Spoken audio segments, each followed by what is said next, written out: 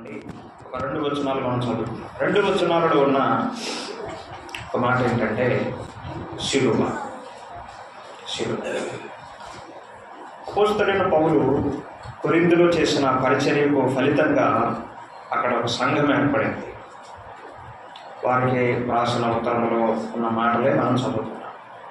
శిలువను కూర్చున్న వార్త నశించుచున్న వారికి వెర్రితనంగా ఉన్నది, కానీ రక్షించబడుచున్న మనకు అది దేవుని శక్తి అని చెప్తున్నాడు.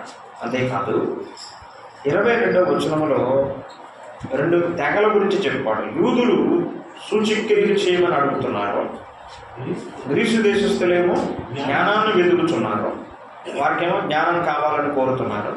కానీ పౌలేం బోధిస్తున్నాడో చెప్తున్నాడు. మేమేం చెప్తున్నాం?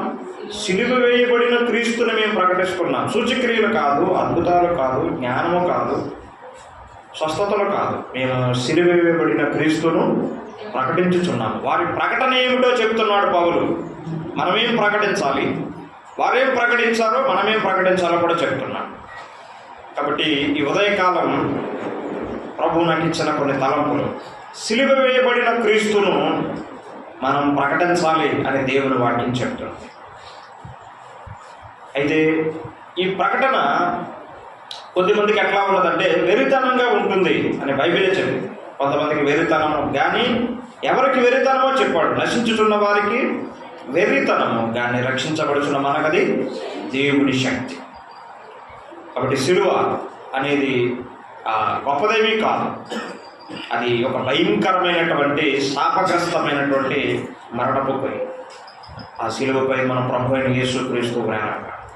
సిలువను ఇంగ్లీష్లో క్రాస్ అని అంటారు, CROSS, క్రాస్ అని అంటారు. సి అనే మాట ఏం చెప్తుందంటే, సి అనే మాట కర్స్ అంటారు, శాపము. సి అనే మాట కర్స్ అంటే శాపం. గలతీయులకు రాసిన పత్రిక 3వ అధ్యాయం 14వ వచనంలో యేసుక్రీస్తు ప్రభు మన శాపాన్ని గ్రహించాడు అని మనం అక్కడ చదువుతాం. యేసు ప్రభు మన శాపాన్ని గ్రహించాడు. ఆయన శాపగ్రస్తుడై శాపగ్రాహి అయి ఆ సిలువలో ఆయన వేలాడాడని పౌలు గలతీ పత్రికలో రాస్తున్నాడు. నిజానికి మనం శాపగ్రస్తులం, కానీ యేసు ప్రభు మన శాపాన్ని ఆయన తీసుకున్నాడు. ఆయన మన శాపాన్ని భరించినవాడు, కర్స్ శాపాన్ని భరించినవాడు. ఆయన మన శాపాన్ని ఆయన తీసుకున్నాడు.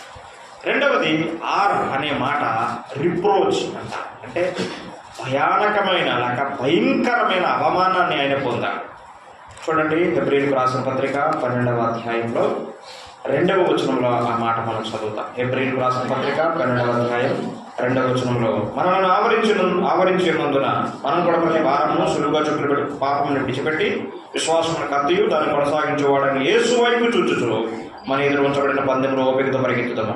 ఈ మాట చూడండి, ఆయన తన ఎదుట ఉంచబడిన ఆనందము కొరకై అవమానమును నిర్లక్ష్యపెట్టి. తన ఎదుట ఉంచబడిన ఆనందం ఏమిటి అంటే మనమే. మన ఆనందం కొరకు ఆయన అవమానాన్ని నిర్లక్ష్య పెట్టాడు. అవమానం పొందినా పర్వాలేదు, అవమానం నాకు జరిగినా పర్వాలేదు, నన్ను ఎంత అవమానించినా పర్వాలేదు, కానీ ఆయనకి ఎక్కువ ఆనందం కలిగించేది ఎవరంటే మనకు కలిగేటువంటి రక్షణ.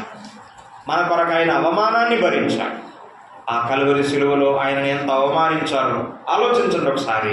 స్వార్థలో మనం చదువుతాం, ఆయన్ను అవమానించారు, నిందించారు, ఏళన చేశారు. యూదులు రాజా అని ఎగతాళి చేశారు. ఆయన శిరస్సుకు ముళ్ళ కిరీటం పెట్టారు, ఆయన చేతిలో ఒక రెల్లు పెట్టారు. వీడందరినీ రక్షించాడు, కానీ తాను రక్షించుకోలేకపోతున్నాడు అని చెప్పి ఆయన గురించి ఎగతాళిగా మాట్లాడారు, అపహాస్యం చేశారు.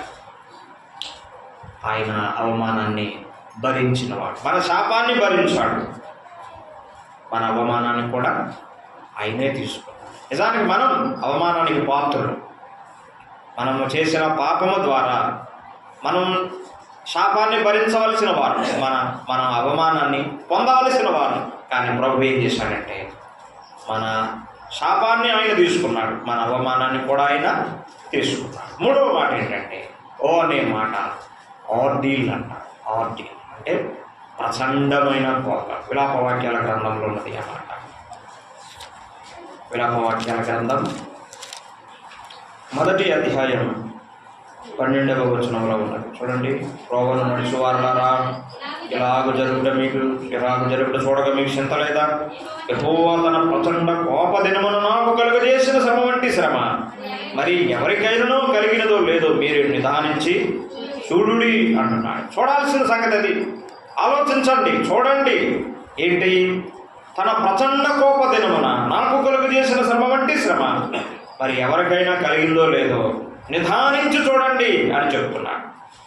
ఈ ఉదయకాలం మనం ఆ శిలువ వైపు నిదానించి మనం చూసినట్లయితే ఆ ప్రభు మనల్ని ఎంత ప్రేమిస్తున్నాడో, మన కొరకు ఎంత శ్రమను పొందాడో మనకు అర్థమవుతుంది. అంతేకాదు, మనము చేసిన పాపము ద్వారా మన మీద పరలోకపు తండ్రి ఉగ్రత, ఆయన కోపం మన మీద కుమ్మరించబడాలి.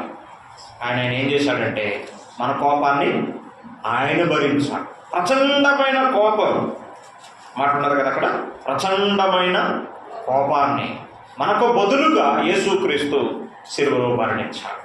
శాపాన్ని భరించినవాడు, అవమానాన్ని భరించినవాడు మన కొరకు దేవుని కోపాన్ని మనకు బదులుగా మన స్థానంలో యేసు ప్రభు భరించాడు.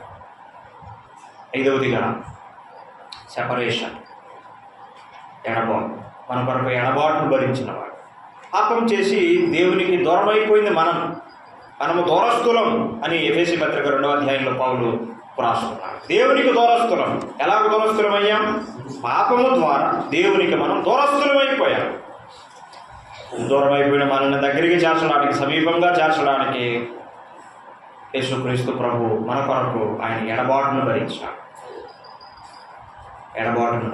తండ్రితో ఎడబాటును భరించినవాడు. చివరిగా ఎస్పర్ సెంటెన్స్, మరణాన్ని భరించినవాడు. పాపం ద్వారా మనం మరణించాలి. Roma 6:23 ఏం చెప్తుంది? పాపం వలన వచ్చి జీతము మరణం. నిజానికి మనం మరణానికి పాత్రులం, అర్హులం, యోగ్యులం, తగిన వారం. కానీ ప్రభు ఏం చేశాడంటే మన పాపాన్ని ఆయన భరించాడు. మన పాపానికి రావలసినటువంటి మరణాన్ని ఆయన భరించాడు. 5 మాటలు మీ మనసులో ఉంచండి. మన శాపాన్ని భరించినవాడు, మన అవమానాన్ని భరించినవాడు, మన మీద పడవలసిన కోపాన్ని భరించినవాడు, ఎడబాటును భరించినవాడు, చివరిగా మనం పొందవలసిన మరణాన్ని ఆయనే భరించాడు. సిలువ. అందుకే పౌలు చెప్తున్నాడు, నేను సిలువ వేయబడిన క్రీస్తును ప్రకటించుచున్నాను. సిలువ గూర్చిన వార్త మనకు దేవుని శక్తి అని దేవుని వాక్యం చెప్తుంది. ఆ సిలువలో యేసుక్రీస్తు ప్రభు పలికిన కొన్ని మాటలు ఉన్నాయి. 7 మాటలు చాలా విశేషమైనవి. ఎవరైనా కాసేపట్లో ఇంకా మరణించబోతున్నారని అనుకునే సమయంలో ఏదైనా మాట చెప్పి, బాబు పాప మరి నేను ఇంకా అయిపోయింది నా సమయం, నేను వెళ్ళిపోతున్నాను, ఈ మాట విను, ఈ మాట చెప్పున చెయ్యి అని చెప్తే ఆ వినేవారు ఈ చివరి మాటను నేను తప్పనిసరిగా గౌరవిస్తాను, ప్రేమిస్తాను, నువ్వు చెప్పే ఈ ఆఖరి మాట నేను తప్పకుండా తీసుకొని చేస్తానని చెప్పి పాప కానీ బాబు కానీ, అంటే చివరి సమయంలో చెప్పే మాటలు చాలా విలువైనవి, చాలా విలువైనవి. ఆ 7 మాటల గురించిన నేను క్లుప్తంగానే మీకు అందించాలని నేను ప్రార్థన చేస్తున్నాను. నేను ఇదే మొదటిసారి ఈ విషయాలు చెప్పడం, అంతకుముందు నేను ఎప్పుడూ చెప్పలేదు, ఇదే మొదటిసారి. కొంచెం మీరు ఓపికగా వినాలని నేను ప్రేమతో మీకు మనవి చేస్తున్నాను. మొదటి మాట ఏమిటి? లూకాసు సువార్తకు రండి. యేసు ప్రభు శిలువలో చెప్పిన 7 మాటలు. ఆయన చెప్పిన ప్రతి మాట అవసరమైనదే, విలువైనదే. వ్యర్థమైన మాటలు, కాని మాటలు ఆయన ఎప్పుడు పలకలేదు. ఆయన నోట నుండి వచ్చిన ప్రతి మాట అమూల్యమైనదే. మనం ముఖ్యంగా ఈ సమయంలో ఆయన శిలువలో నుండి పలికిన ఈ 7 మాటలను కేంద్రంగా తీసుకొని కొద్దిగా మనం జ్ఞాపకం చేసుకుందాం. లూకాసు వార్త 23వ అధ్యాయం 34వ వచనం చదువుకుందాం. యేసు, తండ్రి వీరేమి చేయుచున్నారో వీరెరుగులు కనుక వీరిని క్షమించమని చెప్పాడు. ఆయన పలికిన మొట్టమొదటి మాట ఏంటంటే తన శత్రువులను చూసి వారిని క్షమించమని చెప్తున్నాడు. సిలువలో ఆయన చేసిన ఈ మొదటి మాటలో తండ్రికి చేసిన ప్రార్థన కనబడుతున్నది. కుమారుడైన యేసుక్రీస్తు ప్రభు తండ్రి అయిన దేవునికి చేస్తున్న ప్రార్థన, తండ్రి వీరేమి చేయుచున్నారు వీరు ఎరుగురు కనుక వీరిని క్షమించమని ప్రార్థన చేస్తున్నాడు. వారిని క్షమించాలని, వారి క్షమాపణ కొరకు ఆయన ప్రార్థన చేస్తున్నాడు. ఆ బైబిల్ గ్రంథంలో నాకు అర్థమైనంత వరకు ఆదికాండం మొదలుకొని యేసుక్రీస్తు వచ్చేంత వరకు దేవుణ్ణి ఎవరు తండ్రి అని కానీ అబ్బా అని కానీ పిలిచిన వారు ఎవరూ లేరు. అందరూ దేవా, యెహోవా అట్లాగే ఆయన సంబోధించారు. కానీ ఎవరూ కూడా దేవుణ్ణి నేరుగా తండ్రి అని పిలిచిన వారు ఎవరూ లేరు. కానీ ప్రభు అయిన యేసుక్రీస్తు ఆయనను తండ్రి అని పిలుస్తున్నాడు. ఆయన ద్వారా, యేసుక్రీస్తు ద్వారా ఆయన పిల్లలమైన మనకు కూడా ఆ భాగ్యం లభించి మనం కూడా దేవుణ్ణి తండ్రి, నాయన, అబ్బా అని పిలవగలుగుతున్నాం. మనకు ప్రభు ఇచ్చిన ఈ భాగ్యం ఎంత గొప్పదో కూడా ఆలోచించాం. యేసుక్రీస్తు ప్రభు శిలువలో తనను హింసించిన వారి కొరకు, తనను నిందించిన వారి కొరకు, తనను అవమానించిన వారి కొరకు, తనను గాయపరిచిన వారి కొరకు, తన మీద ఉమ్ము వేసిన వారి కొరకు, ఆయన చేతులలో మేకులు కొట్టిన వారి కొరకు, ఆయన ప్రక్కలో బల్లెముతో పొడిచిన వారి కొరకు ఆయన ఏం చేస్తున్నాడండి? ప్రార్థన చేస్తున్నాడు. ఏమని? శిక్షించమని కాదు, క్షమించమని ప్రార్థన చేస్తున్నాడు. విన్నారా? ఆయన క్షమించమని ప్రార్థన చేస్తున్నాడు. అంటే సిలువలో ఆయన నేర్పించే మొదటి మాటలోంచి ఆయన నేర్పించే పాఠం ఏంటంటే క్షమ. ఎవరిని క్షమించాలి? బంధువులను కాదు, స్నేహితులను కాదు, రక్త సంబంధికులను కాదు, శత్రువులను ప్రేమించమని యేసు ప్రభు చెప్పాడు కదండి. కొండ మీద ప్రసంగంలో యేసు ప్రభు చెప్పాడా లేదా? చెప్పాడు కదా. ఒకసారి చదువుదాం వచ్చిన మత్తయి సువార్త 5వ అధ్యాయం 44వ వచనం. మత్తయి సువార్త 5:44. నేను మీతో చెప్పినదేమనగా, మీతో అంటే మనతోనే, ఈ వాక్యాన్ని ఎవరు చదువుకుంటున్నారో వారితో చెప్తున్నాడు, అక్కడున్న ప్రజలతో కాదు, వారితో చెప్పాడు. అది రికార్డెడ్ అయ్యింది. ఇప్పుడు మనం చదువుకుంటున్నాం, మనతో చెప్తున్నాడు, నాతో నీతో చెప్తున్నాడు. ఏం చెప్తున్నాడు ఆయన? మీరు పరలోకమందున్న మీ తండ్రికి కుమారులై ఉండునట్లు మీ శత్రువులని ప్రేమించండి. శత్రువులను ప్రేమించండి అని చెప్తున్నాడు. ఇంకేం చెప్తున్నాడు? మీరు మిమ్మల్ని హింసించేవారి కొరకు ప్రార్థన చేయండి. 2 మాటలు చెప్పాడు అక్కడ. ప్రేమించండి, ప్రార్థన చేయండి. అంటే ప్రేమిస్తే ఏం చేస్తాం? ప్రార్థన చేస్తాం. ఇప్పుడు సిలువలో యేసు ప్రభు తన శత్రువులు ఏం చేస్తున్నాడు? ప్రేమిస్తున్నాడు కదా. ప్రేమిస్తున్నాడు కాబట్టి వారి క్షమాపణ కొరకైన ప్రార్థన చేస్తున్నాడు. ప్రేమిస్తే క్షమిస్తా, ప్రేమించకపోతే క్షమించండి. ఈ 2 కలిసి ఉండే పదాలు. మనం ఎవరినైనా క్షమించగలగాలి అంటే వారి పట్ల మనకేముండాలి? ప్రేమ. ఒకవేళ మనం ప్రేమించలేకపోతున్నాం అనుకోండి, క్షమించడం మన వల్ల అయ్యేది కాదు. మరి మనం ప్రేమిస్తున్నామా? ఒకవేళ ప్రేమించే విషయంలో మనం తగ్గిపోతే మనం క్షమించాలి. ప్రభు మనతో చెప్తున్నాడు, ప్రేమించండి. ఎవరిని? మిమ్మల్ని ప్రేమించేవారిని కాదు. అపస్తులు కూడా అట్లాగే చేస్తారు, ప్రేమించేవారినే ప్రేమిస్తారు లోకంలో ఉన్నవారు. అది కాదు సంగతి. ఎవరిని ప్రేమించమన్నాడు? మీ శత్రువులు ప్రేమించండి అన్నాడు. సులువు అది? మనల్ని గాయపరిచేవారిని, మనల్ని అవమానించేవారిని, మనల్ని నానా మాటలు అనేవారిని ప్రేమించడం, క్షమించడం సులువా? అందులో చాలా కష్టం. కానీ దేవుని కృప మనకు కాదు. ప్రభువా, అది ఎంత కష్టమో మీకు తెలుసు, అలా చేయడానికి నాకు మీకు కృప కాదు. మనము చేయలేని సంగతులు, మనకు సాధ్యం కాని సంగతులు ఆయన ఏమి మనకు చెప్పడం.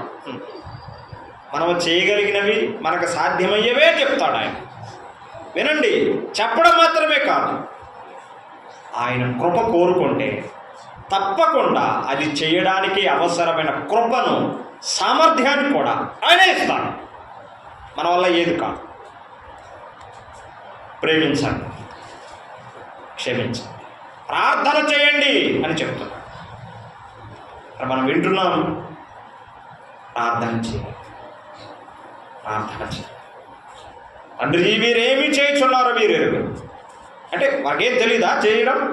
అన్నీ తెలుసు. కానీ వాళ్ళ కన్నులు మూయబడ్డాయి. ఆయన ఎవరో పూర్తిగా వారికి తెలియదు. ఆయన ఎందుకొరకు వచ్చాడు, ఆ శ్రమలు ఎందుకు పొందుతున్నాడు, అవమానాలు ఎందుకు పొందుతున్నాడో వారు గుర్తెరగరు. వారి మనోనేత్రాలు మూయబడ్డాయి. వారి క్షమాపణ కొరకు ఆయన ప్రార్థన చేస్తారు. ఎట్లా ఉన్నదంటే ఆ సంభాషణ, ఒక లాయర్ గారు ఆ నేరస్తుల వైపున నిలబడి, వీకేమీ తెలియదండి, దయచేసి వీరిని క్షమించండి అని ఒక లాయర్ గారు నేరస్తుల వైపు నిలబడి అప్పీల్ చేస్తున్నట్లుగా ఆ మాట. ఆ ప్రభు ప్రేమ ఆలోచించండి, ఆ ప్రభు క్షమాపణ గురించి ఆలోచించండి. వారి వైపున, ఎవరి వైపున? తనను గాయపరిచి, నిందించి, అవమానించి, హేళన చేసి, దూషించిన వారి వైపున నిలబడి తండ్రికి ఆయన ప్రార్థన ఏమని చేస్తున్నాడు? వీరిని క్షమించు అని ప్రార్థన చేస్తున్నాడు. ఆయన మనకు చెప్తున్న పాఠం ఏంటి? ప్రేమించు. ప్రేమిస్తే క్షమించగలం. మన ఇంటిలో, మన సంఘంలో, మనం ఉంటున్న స్థలాల్లో మనం ఇతరులను ప్రేమించాలి. క్షమాపణ ద్వారా బంధాలు నిలుస్తాయి, సంబంధాలు కాపాడబడతాయి. క్షమాపణ అనేది లేకపోతే బంధాలు తెగిపోతాయి. ఎన్నిసార్లు క్షమించాలి? పేతురు అడిగాడు యేసుప్రభుని, ఎన్నిసార్లు క్షమించాలి? 47 సార్లా? ఎన్నిసార్లు క్షమించాలి? ప్రభు చెప్పాడు, నేను ఎన్నిసార్లు క్షమించాను. ఎన్నిసార్లు క్షమించుంటాడండి మనల్ని ప్రభు? ఒక 100 సార్లు క్షమించుంటాడు అంటారా? ఏమండి? ఏం 100 సార్లు బాబు? 100 సార్లు 1000 సార్లు పైన క్షమించుంటాడు. లెక్కేసుకోండి, 365 రోజులు సంవత్సరానికి. ప్రతిరోజు క్షమిస్తున్నాడు కదా? క్షమిస్తున్నాడు. మన వయసు ఎంత?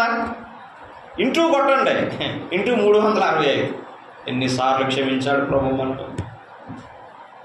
ఎన్నిసార్లు ఆయనకు ఆయాసాన్ని తెప్పించాం, మనసుకు దుఃఖాన్ని తెప్పించాం, ఆయన గాయాల్లో వేలు పెట్టి ఆయనకు మరింత బాధను రేపాం. ఆయన క్షమించాడు కదా. ఆయన మనల్ని ఎన్నిసార్లు క్షమించాడో ఇతరులను కూడా మనం అన్నిసార్లు క్షమించాలి. ఆయన నేర్పించే మాట. క్షమాపణకు హద్దులు లేవు, పరిమితులు. ఆయన క్షమాపణ మనం కొలవలేము అసలే. చాలా అద్భుతం. ఎన్నో సంవత్సరాలుగా ఆయన నన్ను నిన్ను క్షమిస్తూ వస్తున్నాడు. అందుకే ఇంకా ఉన్నాం భూమి మీద, అందుకే ఇంకా ఉన్నాం. ఎన్నిసార్లు నిన్ను క్షమించేది, ఎన్నిసార్లు నిన్ను సహించేది అని అనుంటే మనం కూడా ఎప్పుడో వెళ్ళిపోయేవాడు. అని ప్రభు మనం క్షమించేవాడు.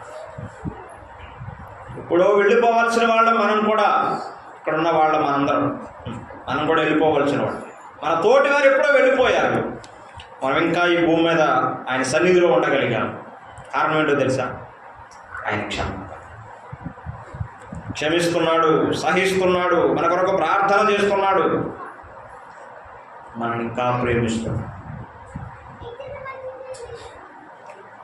సిలువలో ఆయన ఉండి ఆ పాపాత్ముల వైపు తిరిగి తండ్రికి ప్రార్థన చేస్తున్నాడు.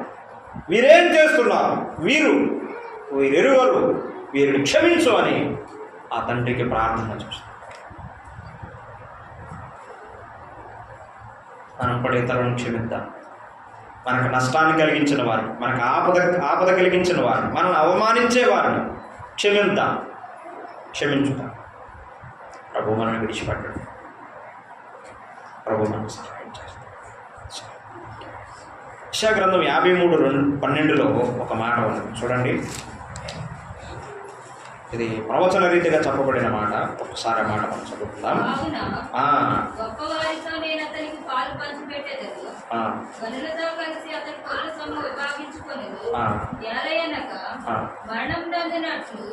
అతడు తన ప్రాణమును ధారపోసెను.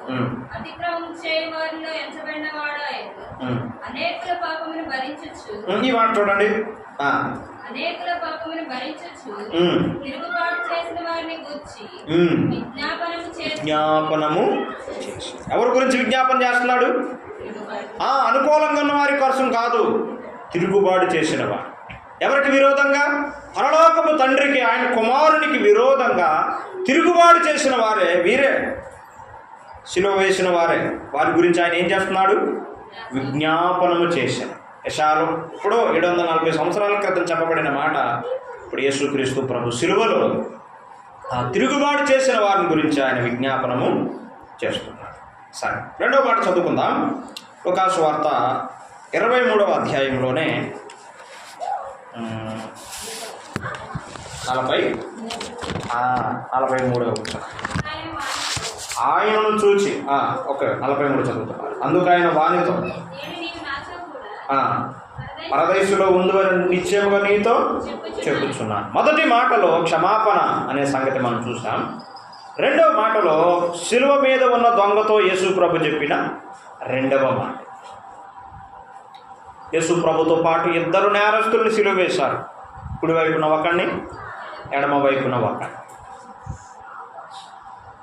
వారిద్దరు నేరస్తులు, వారిద్దరు దొంగలు.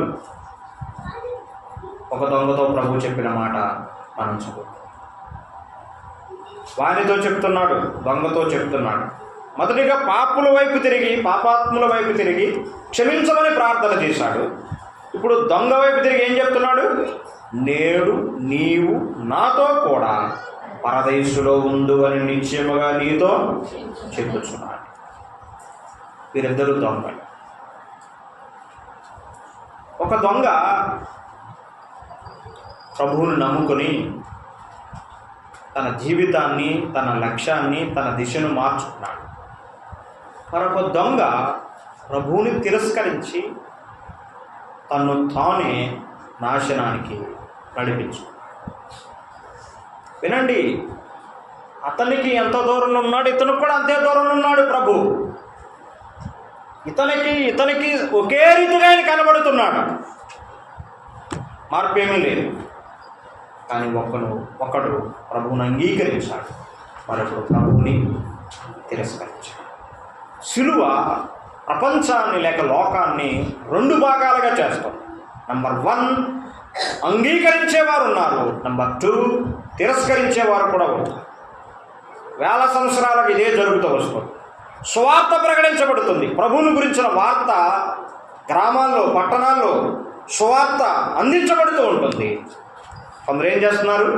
ఆ సువార్తను అంగీకరించి ప్రభువుని నమ్ముతున్నారు. మరికొంతమంది తిరస్కరిస్తున్నారు, అవమానిస్తున్నారు, వెర్రితనముగా మాట్లాడుతున్నారు. నాశనానికి మన కొరకు ప్రార్థించి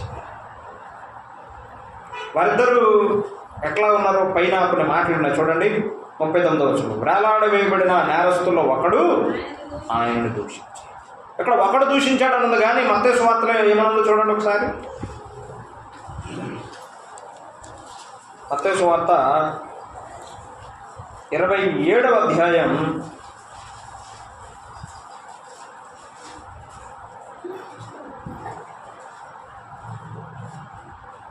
44 చూడండి.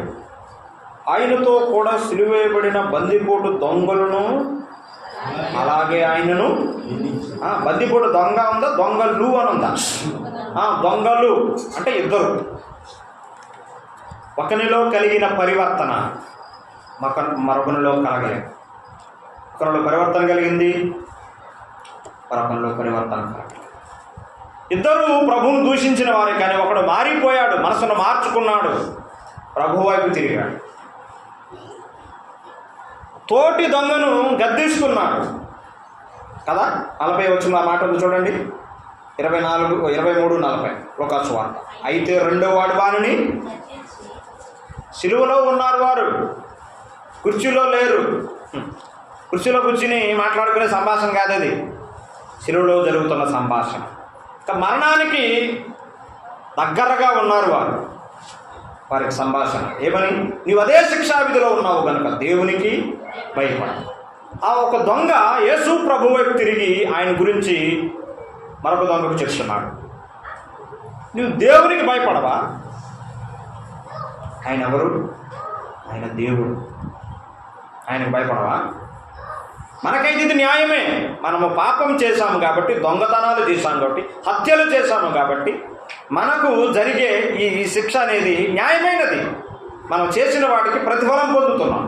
కానీ ఈయన ఏ తప్పిదనమును చేయడు. ఈయన పరిశుద్ధుడు, ఈయన నీతిమంతుడు, ఈయన దేవుడు అని చెప్పి యేసు ప్రభు వైపు తిరిగి అతడు ఒక చిన్న ప్రార్థన చేశాడు. పెద్ద ప్రార్థన కాదు అది, ఒక లైన్. ఏమని ప్రార్థన ఉన్నది? యేసు, నీ రాజ్యములోనికి వచ్చినప్పుడు నన్ను జ్ఞాపకం చేసుకో. ఎంతసేపు పడుతుందా ప్రార్థన చేయడానికి? 1 నిమిషం పట్టుద్దా? నిమిషం కూడా అక్కర్లేదు.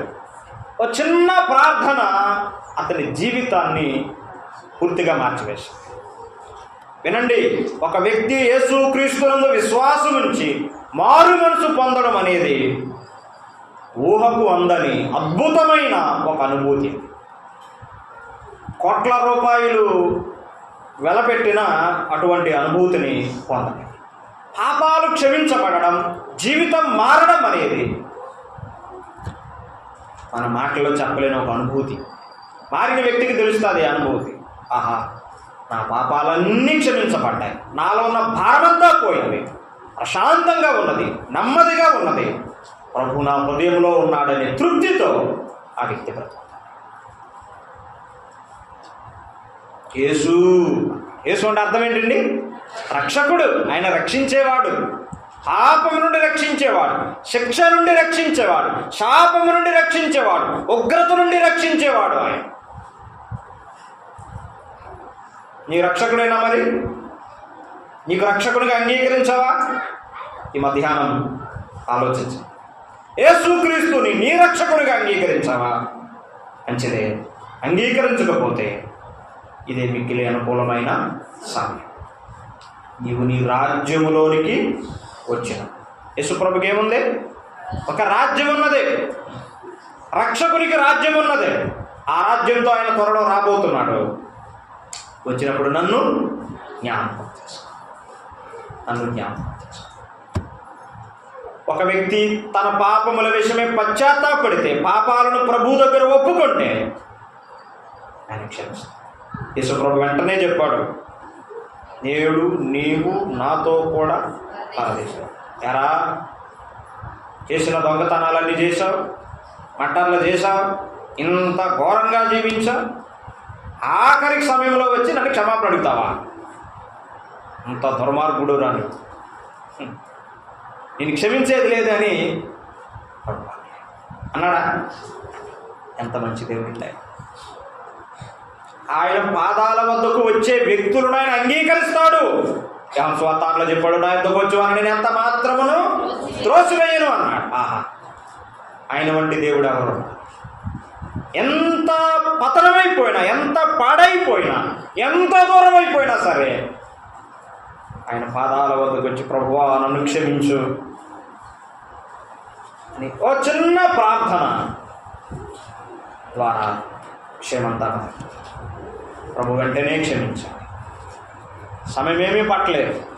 పాపాలు ఒప్పుకుంటే క్షమాపణ ఇప్పుడే దొరుకుతుంది. రేపు కాదు, ఆదివారం కాదు, ఇప్పుడే, ఇక్కడే కదా. నేడు అన్నాడు కదండి ఆ మాట. చూడండి, నేడే నీవు నాతో కూడా పరదేశంలో ఉండు అని ఆ మాట కూడా చూడండి. నిశ్చయముగా అనే మాట రూఢిగా, ఖచ్చితంగా, ఖరాఖండితంగా చెప్తున్నాడు ఆయన. నువ్వు నాతో పరలోకంలో ఉంటావు. వినండి, యేసుక్రీస్తు ప్రభు నమ్మిన మనకు ఉన్న గొప్ప ధైర్యం ఏంటో తెలుసా? నా పాపాలు క్షమించబడ్డాయి. నేను చనిపోయినా లేక ప్రభువు వచ్చినా నేను ప్రభువుతో ఉంటాను, పరలోకం వెళతాను. నేను శిక్ష నుంచి తప్పించబడిన వాడు, తప్పించబడిన దారుణనే గొప్ప ధైర్యం మనకున్నది, గొప్ప నిరీక్షణ మనకున్నది. నిశ్చయముగానే మాట ఆలోచింపజేసి కదిలించే మాట. ఏమో తక్కడో బిక్కడో ఏం జరుగుతుందో మనకు తెలియదు, అనుమానంగా, ఏదో సందేహంగా మనం ఆలోచించాల్సిన పని లేదు. మనకు గొప్ప ధైర్యం ఉన్నది, మనకు గొప్ప ధైర్యం ఉన్నది. యేసు ప్రభు రక్షకుడు. రెండో మాటలో ఆయన రక్షకుడు అనే సందేశాన్ని మనకు నేర్పిస్తున్నాడు. ఆయన రక్షకుడు, ఆయన ద్వారా కలిగేటువంటి రక్షణ నిశ్చయమైనది, నిత్యమైనది అని దేవుడు వాక్యం సెలవిస్తుంది.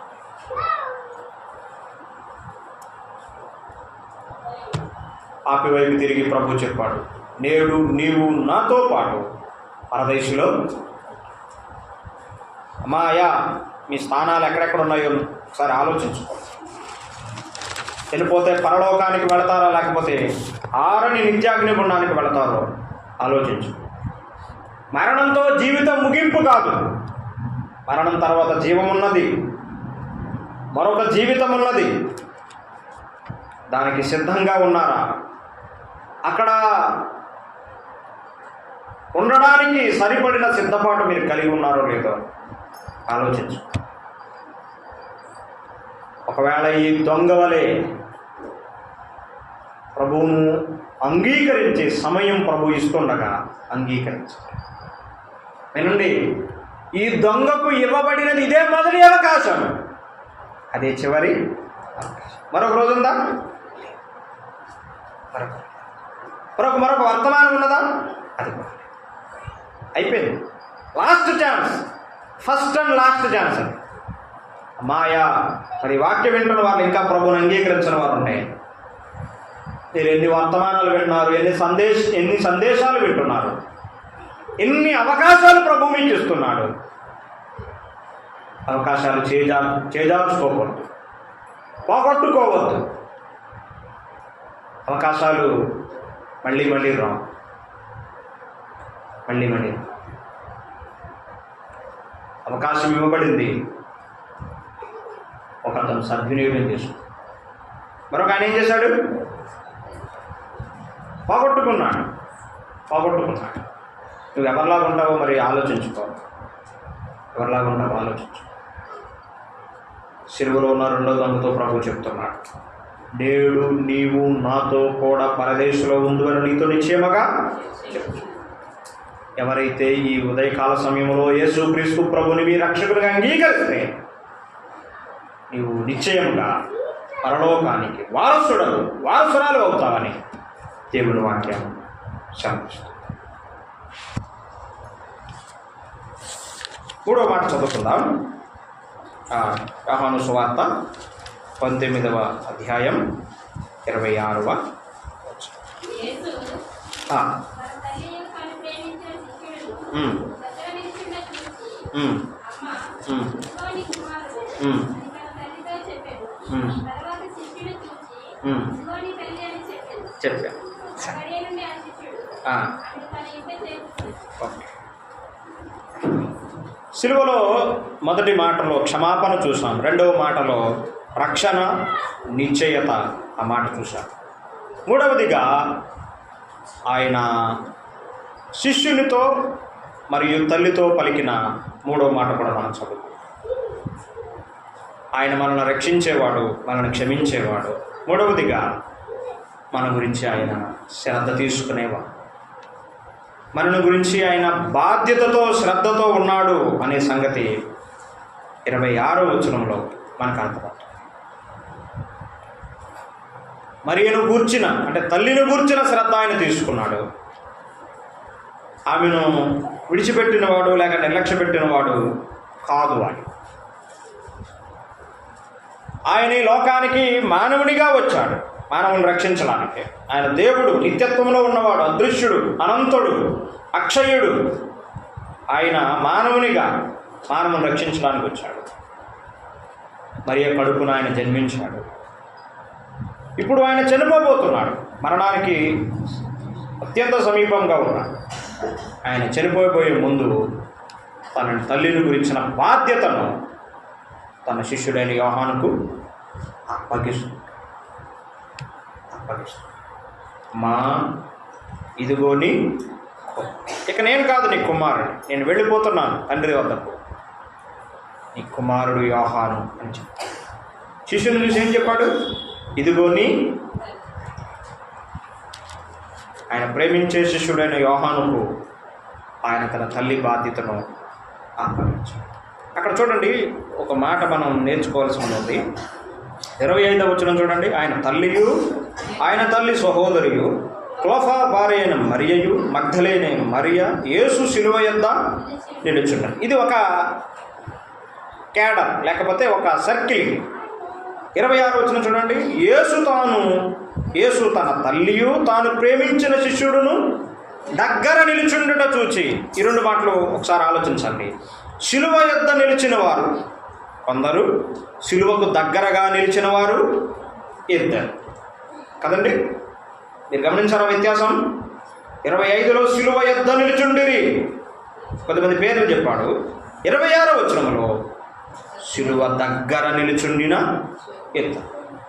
మనం శిలువ యొద్ద కాదు, శిలువకు దగ్గరగా ఉండాలి, ప్రభువుకు మనం దగ్గరగా జీవించాలని మరొక పాఠం ఆ వచనంలో నుండి మనం తప్పకుండా నేర్చుకోవాలి. ప్రభు శిష్యులలో 12 మంది శిష్యులలో 3 అత్యంత సమీపంగా దగ్గరగా ఉన్నవారు ఉన్నారు. మనం ప్రభువుకి దగ్గరగా జీవించాలి అనేది మరొక పాఠం అందులో ఉంది. ప్రభువు తన బాధ్యతను తన శిష్యుడైన యోహానుకు ఆయన అప్పగిస్తాడు. తన తల్లిని ఆయన విడిచిపెట్టిన వాడు కాడు, తల్లి బాధ్యతలను విస్మరించిన వాడు కూడా ఆయన కాదు. కుటుంబ బాధ్యతలను మనం తప్పనిసరిగా నెరవేర్చాలి. మాయ విన్నారు కదా, మనకివ్వబడిన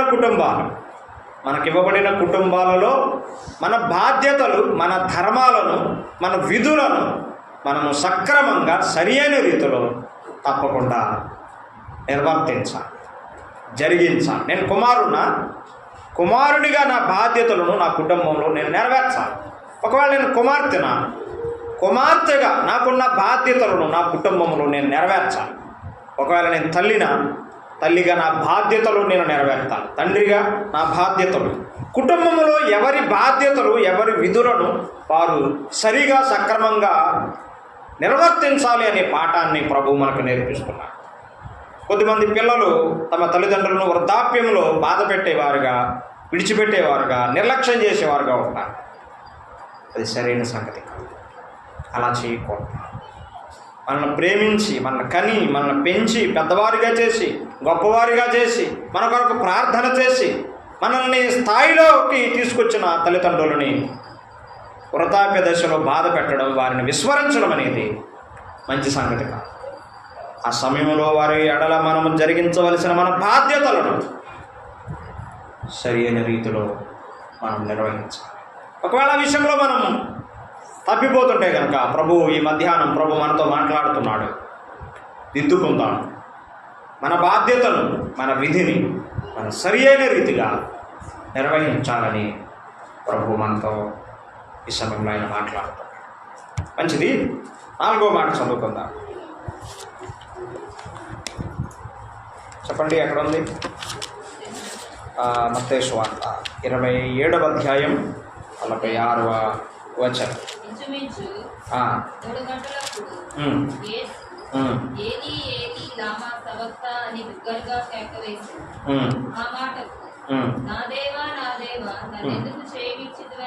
అర్థం విన్నారా? 4వ మాట ఇది.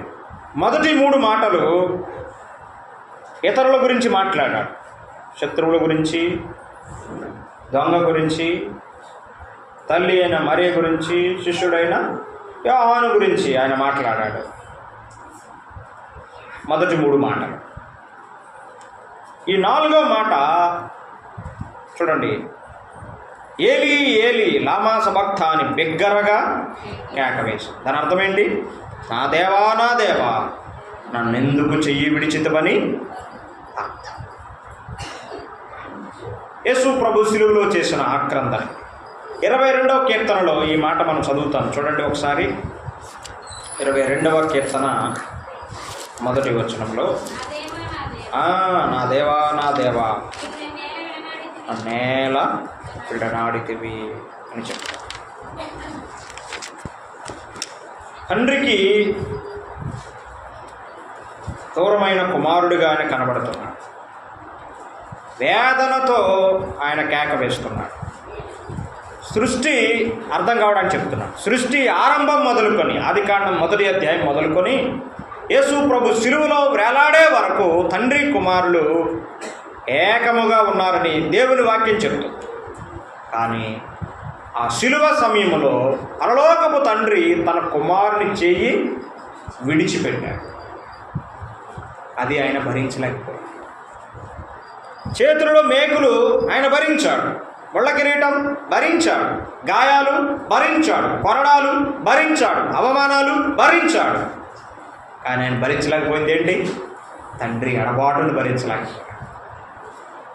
తండ్రి ఎడబాటును భరించలేక ఆయన ఒక పెద్ద కేక వేస్తున్నాడు, నా దేవా నా దేవా అన్నెందుకు చేయి విడిచాడు.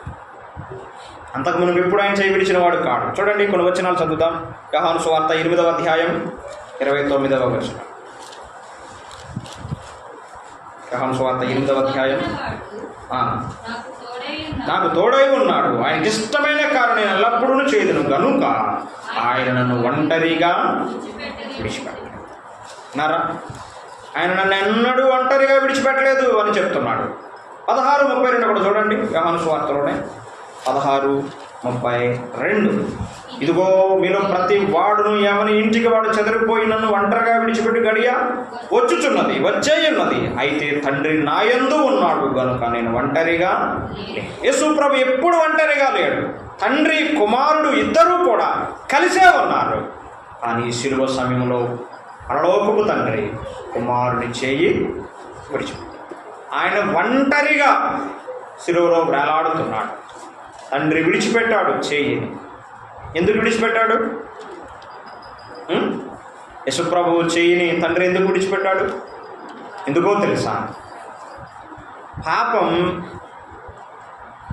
ఒక మనిషిని దేవుని నుండి దూరం చేస్తుంది. పాపం మనిషి నుండి కూడా దూరం చేస్తుంది. మనం పాపం చేసి దేవునికి దూరం అయిపోయాం. నీ చెయ్యి నా చెయ్యి తండ్రి పట్టుకోవాలి అంటే తన కుమారుని చెయ్యి ఆయన విడిచిపెట్టాలి. ఆయన చెయ్యి విడిచిపెడితేనే మన చేయి పట్టుకోవడానికి అవకాశం ఉంది. అందుకే అది దుఃఖమైన భారమైనా సరే ఆ పరలోకపు తండ్రి తన కుమారుని చెయ్యిని విడిచిపెట్టాడు. అది యేసుక్రీస్తు భరించలేకపోయాడు. మాయ వింటున్నారు కదా, యేసుక్రీస్తు భరించలేకపోయాడు. ఒంటరితనాన్ని ఆయన భరించలేకపోయాడు. మనకు ప్రభు సహాయం చేయకపోతే, ప్రభు మన చేయి విడిచిపెట్టేస్తే మనం లోకంలో జీవించలేము, మన మనుగడ సాగించలేము. ఆయన మనతో ఉన్నాడు, మనల్ని కాపాడుతున్నాడు, సహాయం చేస్తున్నాడు, బలపరుస్తున్నాడు, ధైర్యపరుస్తున్నాడు. కాబట్టే ఇంకా మనం భూమి మీద క్షేమంగా జీవించగలుగుతాం.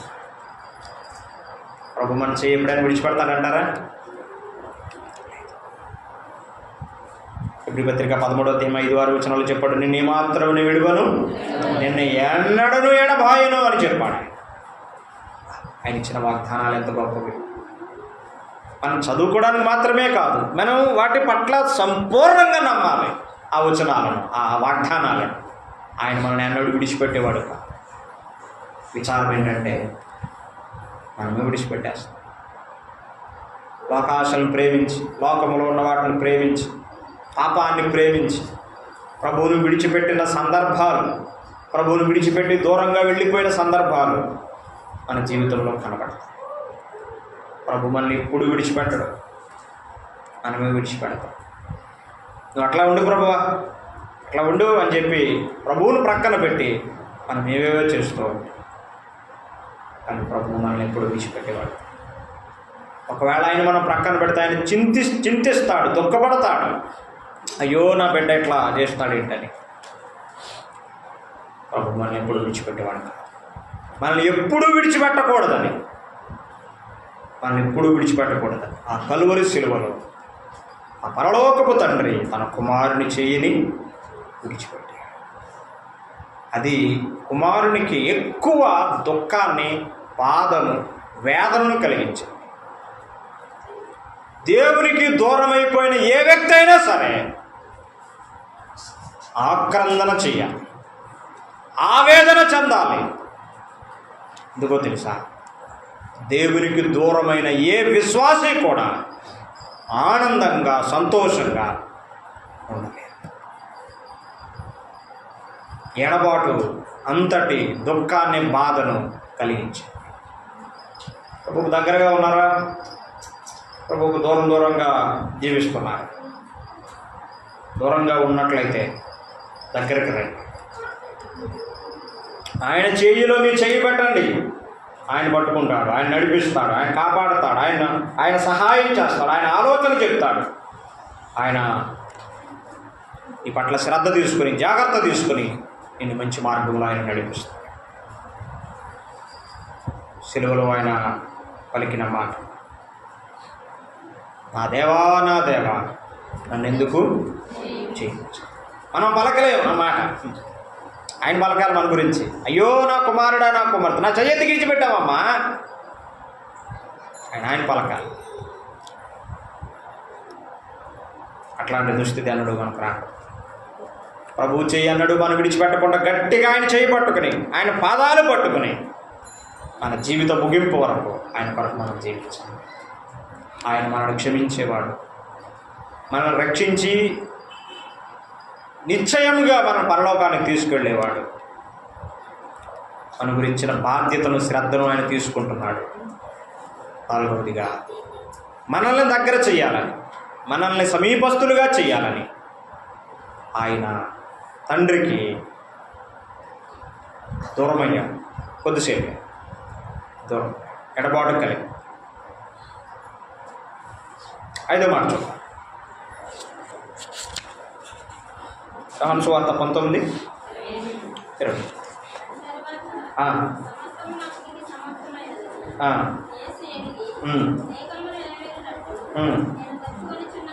నేను తప్పికొనుచున్నాను. ప్రభు పలికిన 5వ మాట, తప్పికొనుచున్నాను. ఆయన మానవుడు. యేసుక్రీస్తు ప్రభు 100% దేవుడు, 100% ఆయన దాహం. అంతేకాదు, ఇది లేఖనం నెరవేరాలి, లేఖనం నెరవేరినట్లు అనే మాట చదువుకున్నాం కదా. ఎక్కడుందా లేఖనం? 69వ కీర్తన 21వ వచనం. ఏమిటా లేఖనం? 69:21. వారు చేదును నాకు ఆహారముగా పెట్టిరి, నాకు దబ్బైనప్పుడు చిరకను. దావీదు రాశాడు నిజానికి మాట, కానీ దావీదుకి ఏమీ పెట్టలేదు, చేదు పెట్టలేదు, చిరకను త్రాగనివ్వలేదు. కానీ ఎవరి గురించి రాయబడింది మాట? యేసుక్రీస్తు ప్రభువుని గురించి రాయబడింది మాట. సిలువలో ఆయన నేను దప్పికొనుచున్నాను. సముద్రాలను, నదులను సృష్టించిన వాడు, కలుగజేసిన వాడికి దాహం. ఆయన మానవుడు, సంపూర్ణమైన మానవుడు. ఆయన సంపూర్ణమైన మానవుడు, సంపూర్ణమైన దేవుడు. ఆయన నేను దప్పికొనుచున్నాను. మన దాహాన్ని తీర్చడానికి ఆయన దప్పికొన్నాడు. అమ్మాయ్య వినండి, నరకం అనేది తేలికగా తీసుకోవాలి. అది భయానకమైనటువంటి స్థలం, నిత్యము దప్పిక కలిగిన స్థలం నరకం. ఆ ధనవంతుడు ఏమంటున్నాడు లూకాసు వార్తలో? లాజరు వేలు కొన ముంచి నా నాలుకను చల్లార్చు. అని వేలుతో ఎన్నీళ్ళు వస్తాయి? నిత్యమైన దప్పిక కలిగిన స్థలం నరకం.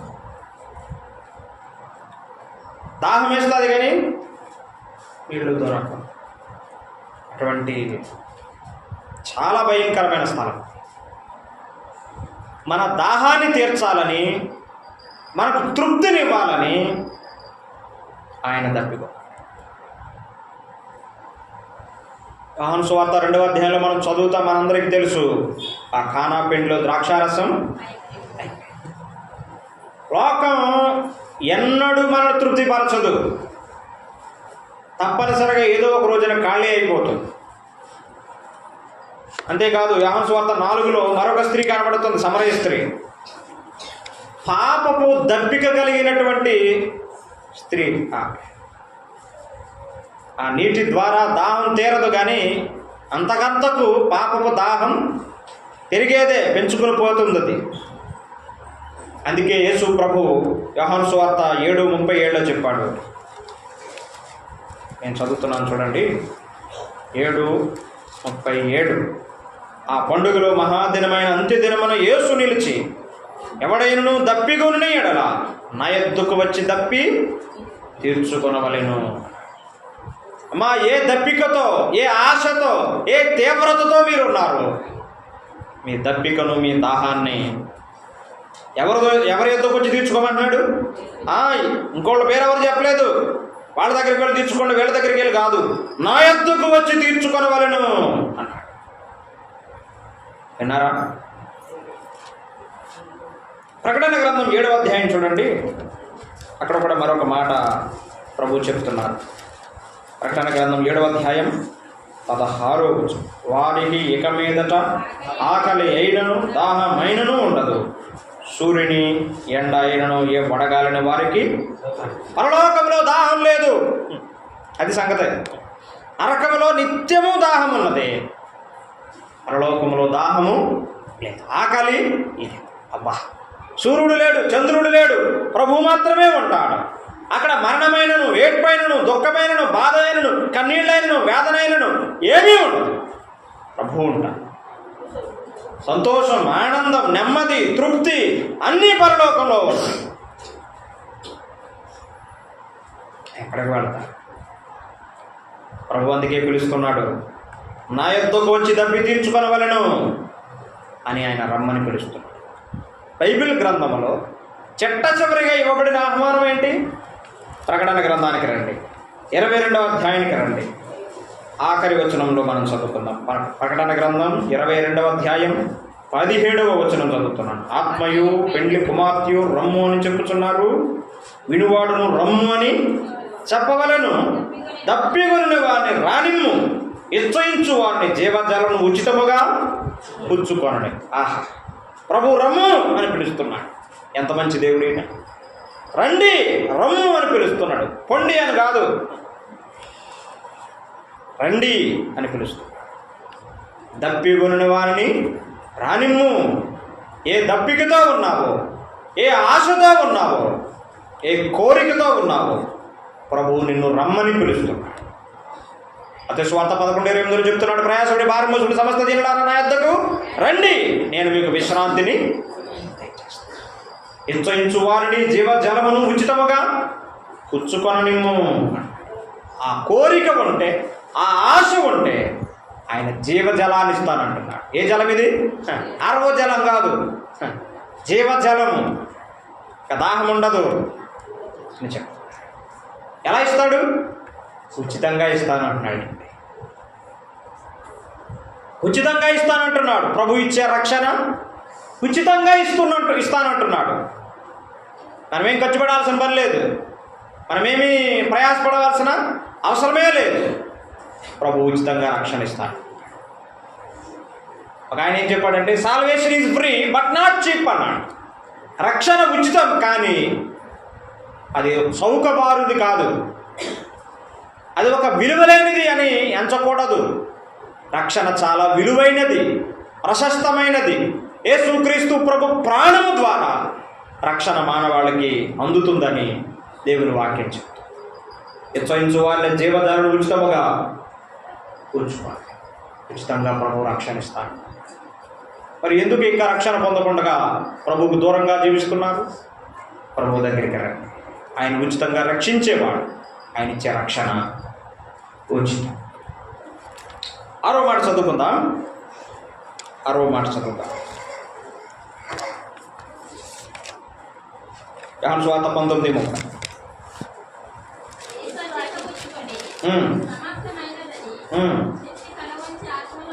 ఆత్మను అప్పగించు. యేసు ఆ చిరక పుచ్చుకొని సమాప్తమైనదని చెప్పి తల వంచి ఆత్మను. 3 మాటలు మనుషుల గురించి చెప్పాడని చెప్పుకున్నాం కదా. శత్రువుల గురించి, దొంగ గురించి, తల్లి మరియు యోహాను గురించి. ఆ చివరి 3 మాటలు అంటే 5, 6, 7 ఈ 3 మాటలు కూడా తన గురించే చెప్పాడు. దప్పిగొనుచున్నాను అని తన శరీరంలో కలిగిన ఆ దాహాన్ని గురించి చెప్పాడు. రెండవదిగా సమాప్తమైనని చెప్పి తన ఆత్మను అప్పగిస్తున్నాడు. ఎవరికి అప్పగిస్తున్నాడు? తండ్రికి అప్పగిస్తున్నాడు. సమాప్తమైనది, ఇక అయిపోయింది, ఇంకేమీ లేదు, మిగిలి ఉన్నది ఏమీ కూడా లేదు, సంపూర్తిగా నేను వచ్చిన పని జరిగించాను, ముగించాను, నేను చేయవలసిన కార్యమంతా నెరవేర్చానని చెప్పాను. దీనికి ఉన్న సంపూర్ణమైన అర్థం ఏంటంటే,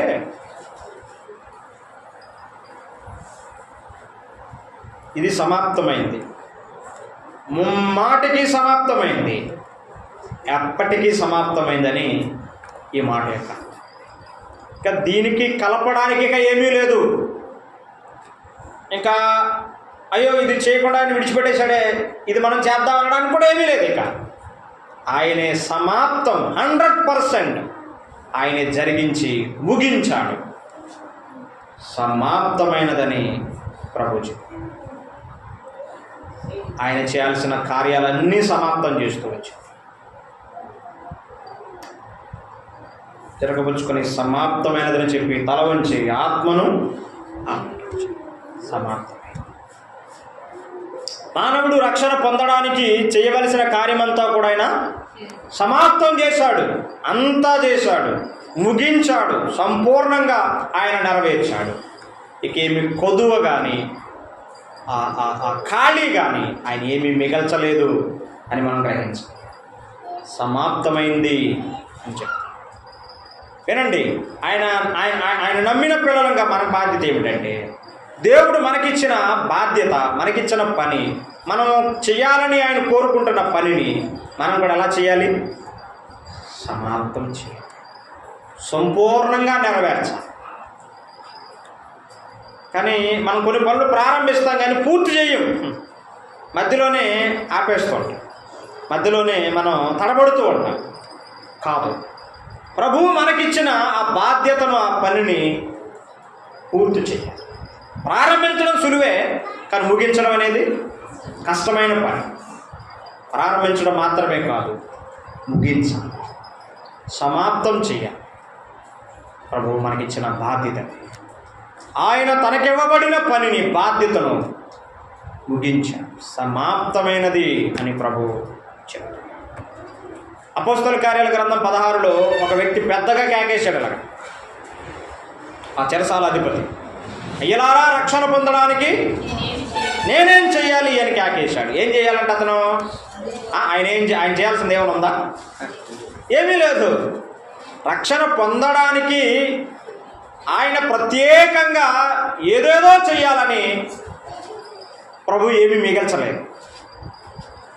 ఆయన చేయాల్సినదంతా చేశాడు. చేయాల్సిందేంటి చూడండి, వచ్చిన చదువుకుందాం. 16వ అధ్యాయంలో 16వ అధ్యాయం 31వ వచనం. అందుకు వారు ప్రభు అయిన యేసునందు విశ్వాసం ఉంచును, అప్పుడు నీవు నీ ఇంటి వారును. ఏం చేయాలి? మనం శ్వాసం ఉంచాలి, నమ్మాలి, శ్వాసం ఉంచాలి.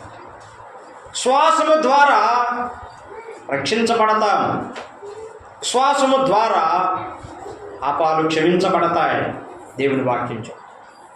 కాబట్టి రక్షణ పొందడానికి మనము ఇక ప్రత్యేకంగా చేయాల్సినవి ఏమీ లేదు. యేసుక్రీస్తునందు విశ్వాసం. మా అయ్యా యేసుక్రీస్తునందు విశ్వాసం ఉంచారా? ఆలోచించండి. రక్షణ పొందడానికి నేనేం చేయాలి? ₹1,00,000 ప్రశ్న అండి ఇది. అంత మంచి ప్రశ్న అండి. ఎప్పుడైనా అడిగారా మీరు? అయ్యా నేను రక్షణ పొందాలనుకుంటున్నానండి, దాని ఇలా నేను రక్షణ పొందాలనుకుంటున్నాను, నేనేం చేయాలన్నా, నేనేం చేయాలో చెప్పండి అన్నా. ఎప్పుడైనా అడిగారా? ఈరోజైనా అడగండి, నేనేం చేయాలి? నువ్వు చేయాల్సింది ఏమీ లేదు. యేసుక్రీస్తుని నీ ప్రభువుగా అంగీకరించు, నీ పాపాలు ఒప్పుకో, ఆయన విశ్వాసం ఉంచు, నీవు రక్షించబడు. ఆయన సంపూర్ణంగా కార్యాన్ని జరిగించాడు, ఆయన ముగించాడు. ఆఖరి మాట చెప్పి నేను ప్రార్థన చేస్తాను. రండి ఆఖరి మాట చదువుకుందాం. లూకాసు వార్త 23 అలాపై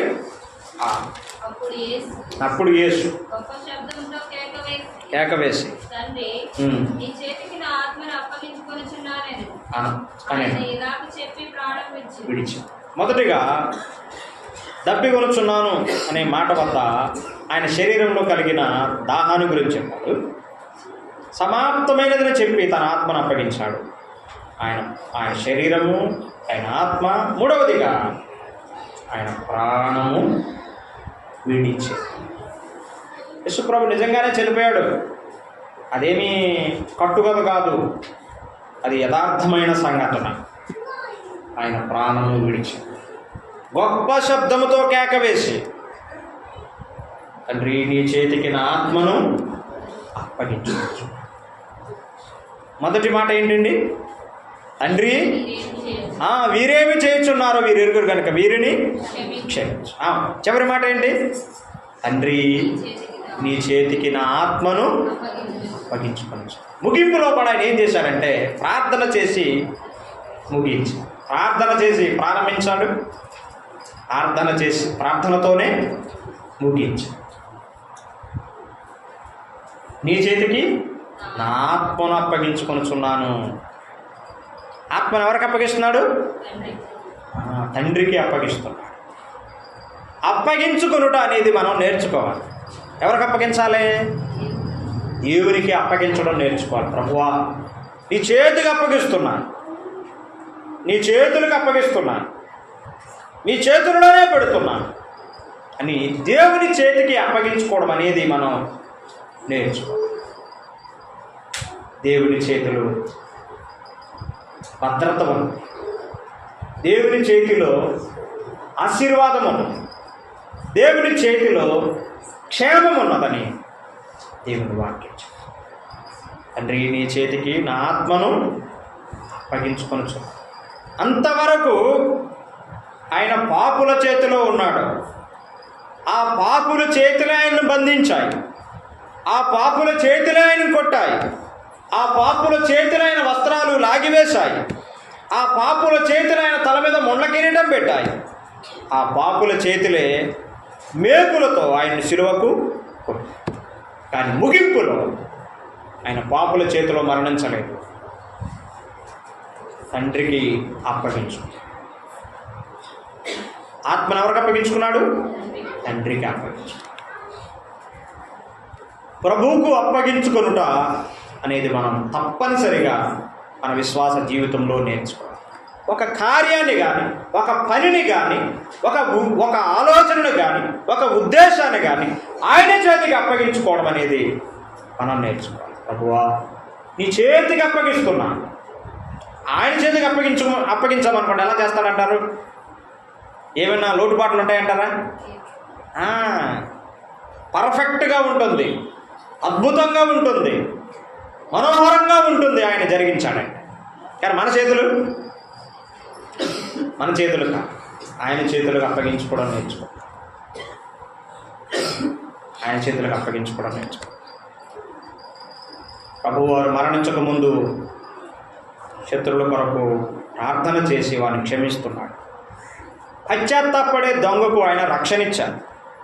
తన తల్లి విషయమే శ్రద్ధ చూపించాడు. యేసుక్రీస్తు ప్రభువుకి ఇవ్వబడిన పనిని ఆయన సంపూర్తి చేశాడు. మరణించక ముందు ఆయన చేసిన కార్యాలు. మరి మనం కూడా మరణిస్తాం. మనం కూడా మరణించక ముందు ఏం చేయాలి? అమ్మా అయ్యా బాగా వింటున్నారు కదా, నేను ముగిస్తున్నాను. ఇంకా మనం మరణించక మునుపు మనము ఏ వ్యక్తి పట్ల కూడా క్షమాపణ లేకుండా, క్షమించకుండా మనం మరణించకూడదు. ఏ వ్యక్తి పట్ల కూడా మనం ద్వేషాన్ని పెట్టుకొని, కోపాన్ని పెట్టుకొని క్షమించకుండా మరణించకూడదు. మనం మరణించక ముందు మనం ఎవరికి క్షమాపణ అనేది బాకీ ఉండకూడదు. అందరినీ క్షమించాలి. క్షమించే మరణించాలి. క్షమించలేదనుకో రేపు పరలోకంలో ఎట్లా? మరి ఒకే స్థలంలో కదా ఉండేది, మనం ఒకే ప్రభు ఎదుట కదా ఉండేది. క్షమించకుండా రేపు ప్రభు ఎదుట తల ఎత్తి ఎలా ఉండగలం? మనం మరణించక మునుపే మన మనసులో ఏ కష్టాన్ని పెట్టుకోకుండా అందరినీ క్షమించాలని ప్రభు మనకు నేర్పిస్తుంది. అంతేకాదు ప్రభు మనకిచ్చిన రక్షణను ఆ మాధుర్యాన్ని రుచి చూచిన మనము ఇతరులకు కూడా మనం పంచాలి.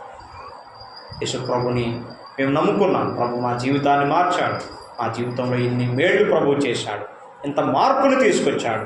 అమ్మాయ మీరు కూడా ప్రభువు నమ్ముకోండి అని మనము పొందిన ఆ రక్షణ మాధుర్యాన్ని ఇతరులకు కూడా మనము పంచాలి అని ప్రభు మనకు నేర్పిస్తుంది. మూడవదిగా మన బాధ్యత, కుటుంబ బాధ్యతలు విస్మరించకుండా తప్పనిసరిగా వాటిని మనం నెరవేర్చాలి అని ప్రభు మనకు నేర్పిస్తుంది. మనపై ఆధారపడిన వారి విషయంలో మనం నిర్లక్ష్యంగా వ్యవహరించకుండా వారి విషయంలో తప్పకుండా మనము శ్రద్ధ చూపించాలి. ముగింపులో ప్రభువుకి మనం అప్పగించుకోవడం అనేది తప్పనిసరిగా నేర్చుకోవాలి. ఆడడం కాదు, మనం ఆడుతూ ఉంటాం. ఇదిగో దేవా నా జీవితం ఆపాదమస్తకం నీకు అంకితం. అటువరకే కాదు, మన అనుభవంలో కూడా ఆయనకు అప్పగించుకోవడం, ఆయన చేతుల్లో పెట్టడం, అది మనకు ఆశీర్వాదం. ప్రభు మనకు అప్పగించిన పనిని కూడా సంపూర్ణంగా నెరవేర్చాలని, పూర్తి చేయాలని ప్రభు మనకి నేర్పిస్తుంది. ఆయన ఆత్మను అప్పగించుకున్నాడు. ఆయన ఇలాగ చెప్పి ప్రాణము ఆయన శిలువలో మరణించాడు. ఆయన శిలువలో మరణించిన తర్వాత ఆయన సమాధి చేశాడు. ఆదివారమున అనగా 3వ దినమున ఆయన మృత్యుంజయుడే, మరణాన్ని ఓడించి పునరుద్ధాన బలముతో ఆయన మృత్యుంజయుడై విజయుడై తిరిగి లేచాడు. మరణాన్ని ఓడించినవాడు, మరణపు ముళ్ళను విరిచినవాడు, మరణ భయాన్ని పోగొట్టినవాడు, ధైర్యంతో మనం నింపినవాడు. మరణాన్ని జయించినవాడు ఎవడూ లేడు భూమి మీద. మరణించారు, మట్టిలో కలిసిపోయారు అంతే. మరణాన్ని జయించిన వారు లేరు. యేసు ప్రభు సజీవుడు, మృత్యుంజయుడు, జవాధిపతి, అక్షయుడు, అమరుడు. ఆయనది విశ్వాసం వచ్చింది. ఆయన మన పాపాన్ని భరించినవాడు, మన శాపాన్ని భరించినవాడు, మన అవమానాన్ని భరించినవాడు, మనపై పడవలసిన కోపాన్ని భరించినవాడు, మన శిక్షను భరించినవాడు. మనం పొందవలసిన మరణాన్ని భరించాం. తల వంచండి, ప్రార్థన చేసుకుంటాం. ప్రార్థన. ఈ ఉదయకాలము ప్రభువుని గురించి, ఆయన శిలువలో జరిగించిన కార్యాలను గురించి మనం విన్నాం. ప్రభువుకి మనం మరింత దగ్గరగా జీవిస్తాం. శిలువకు దగ్గరగా జరుపుదాం, దూరంగా ఉండడం కాదు. సంవత్సరాలు గడిచే కొద్దీ, ప్రభువుని గురించి మనం వినే కొద్దీ అంతకంతకు మనం ప్రభువుని మరింత సమీపించుదాం. ఆయన పాదాలు పట్టుకుందాం, ఆయన పాదాలు పట్టుకుని ముద్దు పెడదాం, ఆయన హత్తుకుందాం. ప్రభు మనతో ఏమేమి మాట్లాడారో ఆ మాటలు స్పందిద్దాం. క్షమించమని ప్రభు మనకు నేర్పిస్తున్నాడు. ప్రభు ఆ శక్తిని, మీ కృపని, వాళ్ళు ఎవరిపైనా కష్టాన్ని పెట్టుకుని ఉన్నారా, ఇప్పుడే క్షమించాలి. మీ హృదయాల్లో క్షమించండి. ఆ వ్యక్తులతో కూడా మాట్లాడి వారిని క్షమించండి. ఆ శిలువ మీద ఉన్న దొంగకు ప్రభు అవకాశం ఇచ్చాడు నమ్ముకోవడానికి. ఈ మాటలు వింటున్న వారు ఇంకా ఎవరైనా ప్రభువు నమ్మకుండా మిగిలిపోతారు. నమ్ముకోవడానికి ప్రభువు మీకు కూడా మరొక అవకాశం ఇస్తున్నాడు. ఈ గుడ్ ఫ్రైడే ప్రభువు నీకు ఇస్తున్న మరొక అవకాశం. చేజార్చుకోవద్దు, జాన విడుచుకోవద్దు. ప్రభు నీతో మాట్లాడుతుండగా ఆయన అంగీకరించు. ప్రభు నీకు ఇచ్చిన పనిని సంపూర్ణంగా నెరవేర్చు. ప్రభువుకి అప్పగించుకోవడం అనేది మనం నేర్చుకోవాలి. మధ్యాహ్నం ఒకసారి సిలువ వైపు చూడండి. నిన్ను ప్రేమించి, నన్ను ప్రేమించి సిలువలో గాయాలు పొందిన ప్రభువును చూడండి. రక్తాన్ని చిందించిన ప్రభువును చూడండి. శిరసుకు ముళ్ళ కిరీటం, రక్కలో గాయం, కొరడా దెబ్బలు, ఉమ్మివేతలు, మన కొరకు సమస్తాన్ని భరించిన ప్రభువును చూడండి. ఇంకా యేసుక్రీస్తునందు విశ్వాసం ఉంచకుండా పాపములోని జీవిస్తున్నట్లయితే ప్రభువు నమ్ముకోవడానికి మిమ్మల్ని పిలుస్తున్నాడు. ఆయన ఉచితంగా రక్షించడానికి అని మిమ్మల్ని ఆహ్వానిస్తున్నాడు. మధ్యాహ్నం ప్రభువు నమ్ముకోవాలి, రక్షణ పొందాలి అనే ఆలోచన ఉంటే వచ్చిన ప్రార్థన చేయండి. ప్రభువా, నేను పాపిని, నన్ను క్షమించు, నీ రక్తములో కడుగు, నన్ను రక్షించు అని నువ్వు చేసే ఒక చిన్న ప్రార్థన నీ జీవితాన్ని, నీ లక్ష్యాన్ని, నీ దిశను పూర్తిగా మార్చేస్తుంది. నీ పేరు జీవగ్రంథంలో రాయబడుతుంది. నిత్య జీవానికి వారసుడు అవుతాడు, వారసురాలు అవుతాడు. ఆ దొంగ వలె, మరొక దొంగ వలె ప్రభు ఇచ్చే అవకాశాన్ని పోగొట్టుకున్నావా? మళ్ళీ మరొక అవకాశం నీకు రా.